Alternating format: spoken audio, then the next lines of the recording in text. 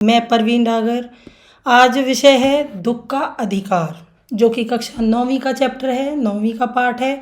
दुख का अधिकार का मतलब है दुख का अधिकार किस किस को है, दुख मनाने का अधिकार। इसमें लेखक ने बहुत अच्छे से दुख का अधिकार चैप्टर जो है, इसमें बहुत अच्छे से हमारे देश की विडंबना को सामने प्रस्तुत किया है कि किस तरह से हमारे देश में दुख मनाने का अधिकार भी पैसे वालों को है, जिनके पास सब तरह से जो संपन्न है उन लोगों को दुख मनाने का अधिकार है।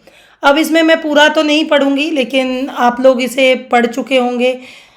इसमें क्या है कि एक औरत होती है गरीब और एक होती है संपन्न महिला, जो कि लेखक दोनों की तुलना करके इसमें बताता है बहुत अच्छे से। जो गरीब महिला है वो, उसका बेटा खरबूजे बेचकर कचियारी करता है, उसमें से खरबूजे उतारता है, पके हुए खरबूजे फिर बाज़ार में बेचता है। अब ऐसे करते हुए वो अपना जीवन निर्वाह कर रहे थे, लेकिन एक दिन ऐसा होता है कि उसके बेटे को, भगवाना को सांप ने डस लिया। और सांप के डसने के बाद अब वो इतने पैसे वाले और समझदार लोग नहीं थे कि जो हॉस्पिटल लेके जाएं, और पहले के ज़माने में हॉस्पिटल कोई जाता भी नहीं था, इन चीज़ों पर बहुत भरोसा करते थे। तो वो उसे हॉस्पिटल ना ले जाकर उसे झाड़ फूक और उनके पास ले गए, जो बाबा वगैरह होते हैं उनके पास लेकर गए, और वहाँ झाड़ फूक करने के पश्चात भी वो नहीं बच पाया। जो पैसा था, जो धन दौलत थोड़ी बहुत उन्होंने बचा रखी थी, इकट्ठी कर रखी थी, वो उन्होंने उस झाड़ फूक वाले में और उसमें दे दी। फिर बचा हुआ काम जो रह जाता है, अंतिम क्रिया जो होती है निर्वाण के समय, उसमें उन्होंने अंत्येष्टि में लगा दिया सारा जो पैसा उनके पास था। तो अब उन्हें कोई उधार भी नहीं दे रहा था, क्योंकि लोगों को पता था कि अब इसका बेटा मर चुका है, अब इसके पास कुछ है नहीं कि ये हमारा पटा सके, पैसा देगी कहाँ से। तो इसलिए लोगों ने उसे उधार देना बंद कर दिया। देखा कि नेक्स्ट डे, अगले ही दिन, भगवाना के मरने के अगले ही दिन देखती है कि पोते भूख से बिलख रहे हैं, और बहू को भी बुखार बहुत तेज़ है, जो कि बुखार से तप रही है। उनको बच्चों के लिए खाने के लिए अनाज नहीं है, जो घर में आटा वाटा था वो अंत्येष्टि में लग गया, अंतिम क्रिया में लग गया। तो अब उसके लिए कोई चारा नहीं बचा था कि वह खरबूजा बेचने ना जाए। अब वो अगले दिन खरबूजा बेचने चला गया, लेकिन ऐसा नहीं है कि उसके लिए वो बहुत आसान था। आसान नहीं हो सकता किसी भी माँ के लिए, चाहे वो गरीब माँ है, चाहे पैसे वाली है, चाहे संपन्न है, कैसी भी माँ हो, माँ के लिए बच्चे बच्चे होते हैं। माँ के लिए क्या, घर में से कोई भी इंसान जाए तो क्या किसी की हिम्मत होगी कि अगले ही दिन वो अपने काम पर चले जाएं? नहीं, मानवता सबके अंदर बची हुई है, सबके अंदर मानवता है, और सभी को दुख होता है। ऐसा नहीं है शोक मनाने का मन नहीं था उसका, उसकी अगले दिन हिम्मत थी कि वह खरबूजे बेचे, लेकिन मजबूरन उसे जाना पड़ा। अगले दिन जब वो खरबूजे बेच रही थी तो लोगों ने क्या किया, लोगों ने सोचा कि खरबूजे बेचने चली आई। बहुत लोगों ने उस पर फब्तियाँ कसी कि इनके लिए बेटा बेटी कुछ नहीं लगते, खसम लुगाई धर्म ईमान, इनके लिए सब रोटी का टुकड़ा है। जबकि वो कौन बोल सकता है, जिसका पेट भरा हुआ हो, जिसके पास पैसे हों, जिन्हें पता है कि वो 12 दिन काम पर नहीं जाएंगे, सूतक जब तक लगा हुआ है वो काम पर नहीं जाएंगे तो उनका गुजारा बहुत अच्छे से हो जाएगा। तो वो व्यक्ति दुख मनाएगा ही, क्योंकि ये इतना बड़ा दुख होता है, घर में से कोई इंसान जाता है, क्योंकि वो रिक्त स्थान जो हो जाता है वो कभी भरता नहीं है। तो इसलिए वो जो लोग हैं, जो दुकानदार हैं, वो तो पैसे वाले लोग हैं, तो कोई दाढ़ी खुजाते हुए उस पर फब्तियाँ कस रहा है, कोई कान खुजाते हुए उससे कुछ कह रहा है। तो इस तरह से जब वो अपने घुटनों में सिर रखकर रो रही है, वो अपना शोक वहीं मना रही है, वहीं दुख व्यक्त कर रही है, तो लोग उसे जीने नहीं दे रहे हैं। तो लेखक वहाँ से गुजरता है, तो लेखक ने देखा कि वह बुढ़िया घुटनों में सिर रखकर रो रही है। तो जब उसने देखा कि वो, तो फिर उसका मन भी हुआ उससे पूछने का, लेकिन कहीं ना कहीं उसकी पोशाक उसकी अड़चन बन गई कि पोशाक उसे झुकने नहीं दे रही थी कि एक गरीब महिला के पास ऐसा व्यक्ति जो बहुत समर्थ है, बहुत संपन्न है, अच्छे पैसे वाला व्यक्ति, उसके पास बैठकर उसके दुख का कारण पूछे तो लोग क्या कहेंगे। इन विडंबनाओं के कारण हमारे देश में बहुत लोग सच में दुखी होते हैं, लेकिन हम उनके दुख तक पहुंच नहीं पाते, हम धरातल पर आकर सोच नहीं पाते चीज़ों को। तो उसने, लेखक ने उससे ना पूछकर इधर उधर से पता चलता है उसे कि इस बुढ़िया के साथ क्या हुआ है। उसे पता चला कि उस बुढ़िया का पुत्र पहले दिन ही मरा है, उसके घर में सूतक है, लेकिन वो खरबूजे बेचने आई है।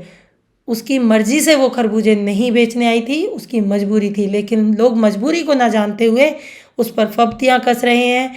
तो तभी उसके दिमाग में, जो लेखक है उसके दिमाग में आता है कि कहाँ एक महिला है जो संपन्न है, वो 2.5 महीने से अपने बेटे के शोक में पलंग में पड़ी हुई है, पलंग पर लेटी लेटी बेहोश हो जा रही है। डॉक्टर उसके मतलब चारों तरफ डॉक्टर उसके सिरहाने बैठे हैं, लोग चारों तरफ खड़े हैं, हरदम उसके सिर पर बर्फ़ से सिकाई की जा रही है और शहर भर के लोग उसके पुत्र शोक में आए हुए हैं। आप देखते हैं, आपने भी अपने इर्द गिर्द ये महसूस किया होगा, जब किसी बड़े व्यक्ति की मृत्यु होती है तो उसके दाह संस्कार में किलोमीटर तक लंबी लाइन होती है, लेकिन कभी गरीब व्यक्ति जब मरता है तो हमने कभी उसके पीछे किलोमीटर की लाइन नहीं देखी। मेरा अनुभव जो ये कहता है कि गरीबों को सच में ही दुख मनाने का अधिकार हमारे समाज में नहीं दिया जा रहा है। तो ऐसे ही पुत्र वियोगिनी तो दोनों थी, गरीब महिला भी जो खरबूजे बेचने अगले दिन आ गई, और एक वो महिला जो 2.5 महीने से बिस्तर पर पड़ी है, डॉक्टर उसके सिरहाने बैठे हैं, सब कुछ है। तो ये सिर्फ अंतर रह गया हमारे देश में गरीबी और अमीरी का। तो कहीं ना कहीं गरीबों को दुख मनाने का अभी भी अधिकार नहीं दिया जाता है, और अमीर जो हैं वो अपना दुख अच्छे से मनाते हैं, जबकि ऐसा नहीं है।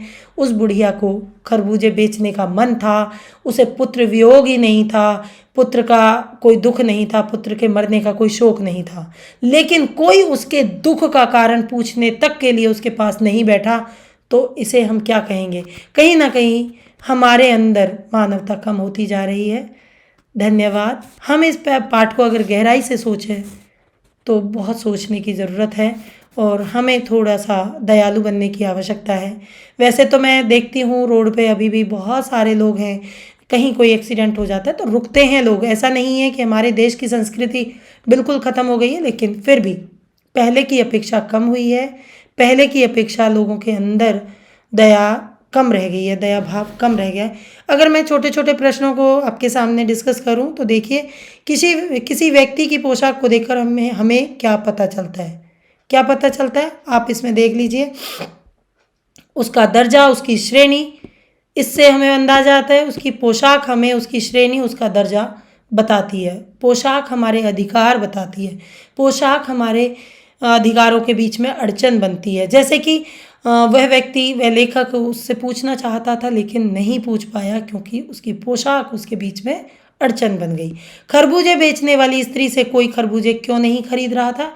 क्योंकि उसके घर में सूतक लगा हुआ था, जो कि हमारे देश में ये एक रीति है कि किसी के घर में कोई मृत्यु हो जाती है तो 12 दिन तक का सूतक होता है, उन्हें अशुद्ध माना जाता है और उनके घर का कोई खाना पानी पी नहीं सकता, तो उन्हें अशुद्ध माना जाता है। 13 दिन बाद जब हवन वगैरह हो जाता है तो उसके बाद उनका सूतक खत्म होता है। तो सूतक लगा हुआ था, इसलिए लोग उसे अछूत मान रहे थे और सोच रहे थे कि हमारा भी धर्म भ्रष्ट हो जाएगा। उस स्त्री को देखकर लेखक को कैसा लगा? उस स्त्री को देखकर यह लगा कि यह क्यों रो रही है, और उसे तुरंत उस स्त्री की याद आ गई जो संपन्न महिला थी, जो 2.5 महीने से अपने बिस्तर में से नहीं उठ रही थी पुत्र वियोग में, और दूसरी तरफ ये महिला है जो कि पुत्र वियोग में अगले ही दिन आकर खरबूजे बेचने बैठ गई है। उस स्त्री के लड़के की मृत्यु का कारण क्या था?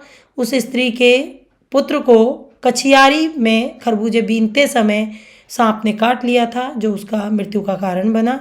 बुढ़िया को कोई भी उधार क्यों नहीं दे रहा था? क्योंकि उसका जवान पुत्र जो कमाने वाला था वो जा चुका था। अब लोगों को उससे पैसे वापस मिलने की उम्मीद ना बची थी, इसलिए लोग उसे उधार नहीं दे रहे थे। धन्यवाद। अगर पसंद आई है तो भी बताइए, नहीं आई है तो भी बताइए, और कुछ आप इसमें इम्प्रूवमेंट चाहते हैं चीज़ों में तो बताइए ज़रूर। धन्यवाद।